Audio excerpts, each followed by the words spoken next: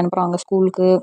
இந்த மாதிரி இதெல்லாம் சொல்லிட்டு ரொம்ப எமோஷ்னலாக அவர் அழுது அந்த எமோஷ்னல் ஸ்விங்கில் அழாது கோவப்படுறாங்க, நார்மலாக பேசுகிறாங்கன்ற மாதிரி ஒரு ஹெல்ப் தேவை இருக்குன்ற மாதிரியே அவரோட அந்த ஃபுல் ஸ்பீச்சுமே இருந்தது.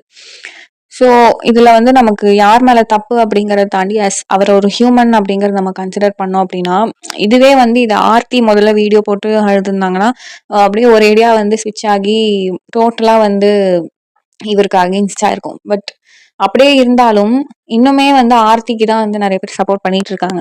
என்ன வேணா இருக்கட்டும், பட் ஒரு ஒரு விஷயம் நடக்குது அப்படின்னா அதுல 2 பேரோட மிஸ்டேக் கண்டிப்பா இருக்கும். இப்போ இதுல கம்ப்ளீட்டா வந்து ஜெயம் ரவி வந்து இப்படி சொல்றாரு அப்படிங்கிறதுக்காக கம்ப்ளீட்டா இவர் மேல தப்பு இல்லைன்றதும் இல்லை, ஆர்த்தி தான் வந்து ஃபுல் மிஸ்டேக்ன்றதும் இல்லை. இதுவே ஆர்த்தி பண்ணியிருந்தாலும் அவங்க எந்த தப்பும் பண்ணல அப்படிங்கிறதும் கிடையாது.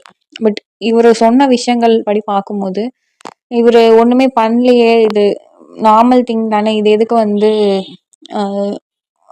எப்படி சொல்றது, இது வந்து பேசிக்கா எல்லார் வீட்லயும் இருக்கிறது அவருக்கு இல்லை, அப்படிதான் இருந்தது.